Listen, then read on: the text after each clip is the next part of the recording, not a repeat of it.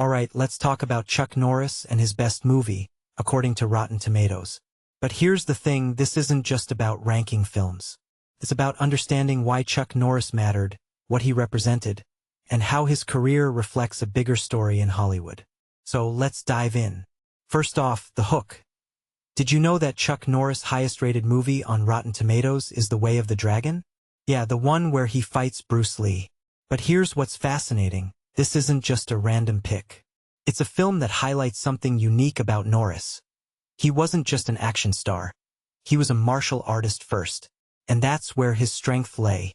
Personally, I think this is where a lot of people miss the point about Norris.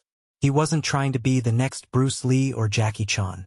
He knew his lane and he stayed in it.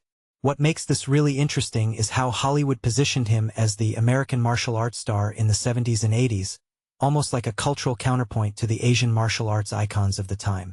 It's a detail that speaks volumes about the industry's preferences and biases. Now, let's talk about The Way of the Dragon. This movie is a masterclass in martial arts choreography, and Norris' fight with Bruce Lee is iconic. But here's my take. Norris doesn't just hold his own. He elevates the scene. What many people don't realize is that Norris was a legitimate martial artist, a 6-time professional middleweight karate champion. So, when he's on screen, there's this authenticity that's hard to fake. In my opinion, this is why the fight feels so balanced. It's not just about Lee's Jeet Kune Do philosophy or Norris' stoicism. It's about two masters respecting each other's craft. If you take a step back and think about it, this fight is a symbol of cultural exchange. East meets West, not in competition, but in collaboration. But here's where it gets complicated. After The Way of the Dragon, Norris' career took a different turn. He became the king of B-movie action flicks, especially with Cannon Films.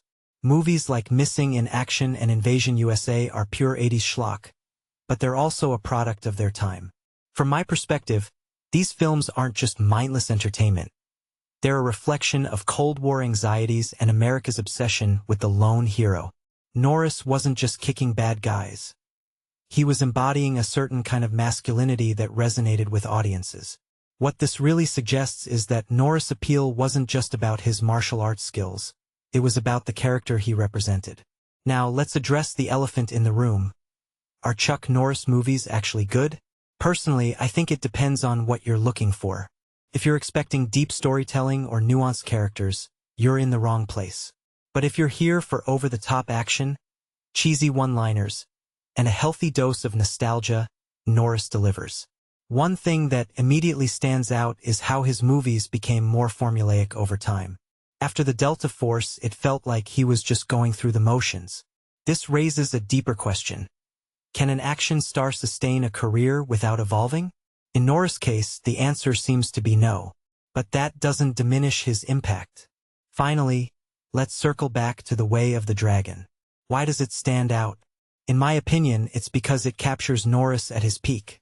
Not just as a fighter, but as a collaborator. Bruce Lee brought out the best in him, and together, they created something timeless.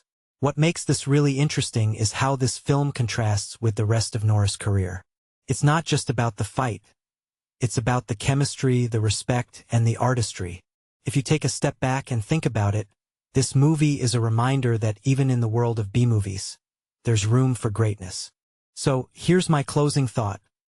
Chuck Norris might not be remembered as the greatest actor or the most versatile star, but he left a mark. His best work, in my opinion, isn't just about the movies he made, it's about the cultural space he occupied. And The Way of the Dragon? It's not just his best film. It's a testament to what happens when two legends meet on equal ground. What do you think? Is The Way of the Dragon Norris' best? Or do you have another favorite? Let me know in the comments.